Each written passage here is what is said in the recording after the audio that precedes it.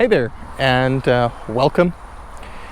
Thanks for joining me tonight here on this beautiful summer evening in Bavaria. Tonight I'm going to talk about the Kriega Overlander OS luggage system that I have installed on my Africa Twin. And yeah, let's get right into it.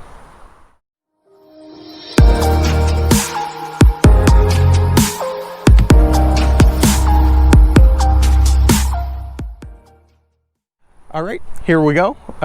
This is the luggage system installed on the bike. It basically consists of these two main soft cases, and on the rear I have attached two smaller ones. The main cases are the OS 32, so they have 32 liters each in capacity, and the smaller ones are the OS 6s. They're also available in completely different luggage sizes. I'm not sure. I think there's a 22 available, which is basically the same thing as the 32, just in slimmer. And then there is a couple of different options in between. The 6, I believe, is the very small one. Then there's also like a 10 or a 12 or something like that. Not sure, but there's tons of different options. And it's a modular system, so you can do what I did here and basically clip the small ones onto the bigger ones and just extend them. Or what you could also do is you can buy a strap system so that you can strap the smaller ones to the crash guards of your bike. I'm still contemplating doing that and switching it up. For one, because that would give me a better weight distribution. I would shift some weight to the front. And also just for improved crash protection. On the front of the bike, because that's obviously where I can damage the fairings and the handlebars and stuff. So by making it a little bit wider there and then softening the basically the fall, that could help me a little bit. But I'm still not quite sold on it, because usually what I have or what I intend to have in here on the longest trips is my fuel cans. So obviously you wouldn't want to fall onto those. I have two 2-liter fuel cans that usually I do not carry because I live in Europe, and the tank has already 24 liters, so it's not an issue for me for the most part. But if I go on really long trips like Central Asia or Mongolia, I intend to carry additional fuel in these two rear bags, and that's actually what I bought them for, because I didn't want to have the fuel smell in the actual main bag, because I carried some additional fuel in the main bags before, and the smell of the fuel actually went into the food, and that was not very good. So if you have 2 bags or 4 bags or whatever system you run, doesn't really matter. Don't mix up fuel and whatever you want to eat in the same bag. It's not a good idea, no matter what system you're running. Now about the bag, they're mounted to a rack system. So now this rack was made by SW Motec, the one that I have on here, which consists of the metal tubing and the back plate, and then this plate here, as you see here, the plastic plate, basically that was made by Kriega and is sold with the luggage system. And basically what you do is you take these bags and you strap them to this plastic plate, and then you're done. It's not like a horseshoe bag or something like that needs to be tied down, or where you run the risk that it might touch the exhaust or anything like that, because it's always tied to this plate. That is also what attracted me to this system, because I was initially unsure whether I wanted to run a soft or hard luggage.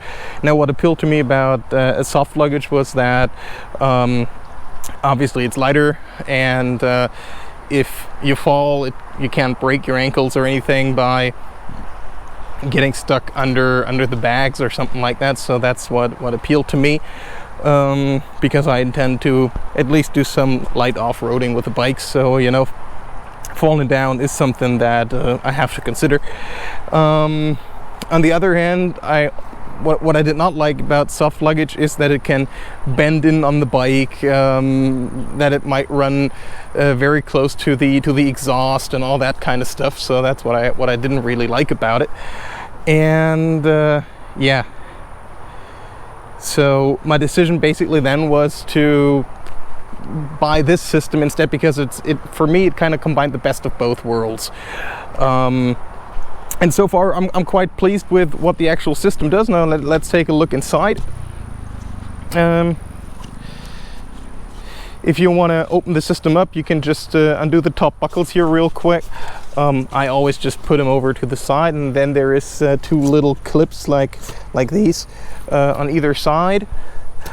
And then it's just a simple roll top system, so it's twisted 3 times to become watertight. Now you can see there's a little bit of stuff in there, not much. I'm right now preparing for my trip to Austria, which I'm gonna start tomorrow. I'm just gonna visit some friends. I don't need all the space that these bags offer me, so it's just filled basically to the half point right now.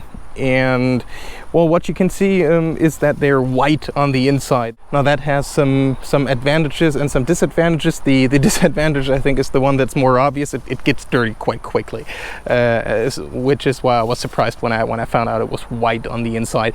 And that does happen, but actually the benefit of the white on the inside is that you can see inside quite well. If they had made it black on the inside, I think it would just be a very dark hole in which you couldn't see a lot.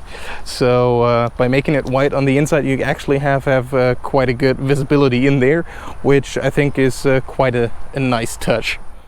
All right, so now before I close the bag again and then show you how to mount and unmount the bag, I'll actually have to put my helmet back on, because I'm going to need both hands in order to do that. So give me a sec. All right, so by telling you what I just told you as the last point, that I need to put the helmet on in order to have both hands, that already shows what I think is the major weakness of this system, is that mounting and unmounting, opening and closing is quite complicated.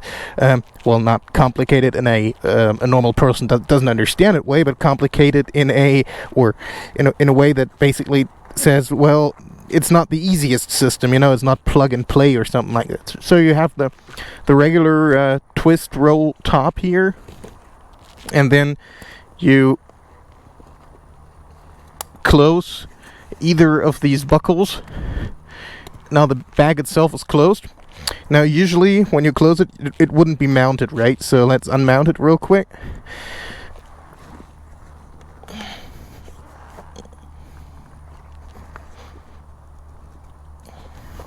And you can already see how long that takes me. So yeah, it's not a simple plug and play system like a lot of hard panniers is going to be.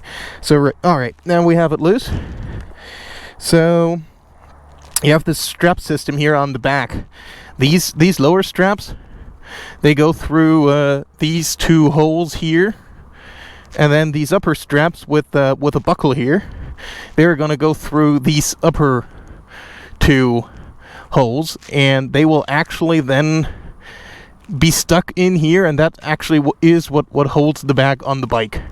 Now that works very, very well. I have ridden with these bags on the German Autobahn at 160 kilometers an hour and more, so 100 miles an hour and more, for hours on end, and they didn't move an inch. So it is a very secure system, but on the other hand, it's quite a handful to mount and unmount. So what you got to do is you got to lift it up. Now the bag is quite light right now, because you've seen it's only not even half full, and then you got to put these 2 straps in here, pull a little bit on the back, and then holding it with your knee a little bit is the most convenient way I've found to do it, and then put the other 2 straps with the buckles on here. Now it's already mounted, and it holds on there. Now you can see all these straps here in the front. Now we'll use those to secure it. You will all right, here, I think now you can see it. You take this, put it through the hole there, and then do the same thing here on the top, and then you pull it tight, and then you have this little clip, push it down, and now it's secured, and you just put whatever strap, how much you have left over, you put it in this little pouch. And well, in the beginning this pouch was really tight. I had a lot of trouble getting it in there. Now after I've used them for a year and a half, it's quite a bit easier, but at the beginning that was also not as easy. Now for the other one, same thing, lower buckle, upper buckle, and pull it tight, close the clip, and stick the leftover in the pouch. Now it's mounted, but as you can see, it's not as easy as in plug and play as a lot of other luggage systems are. Okay, thankfully I was able to take the helmet off again because it was getting quite hot under there. We have pretty much, I think, about 30 degrees Celsius or 90 Fahrenheit tonight.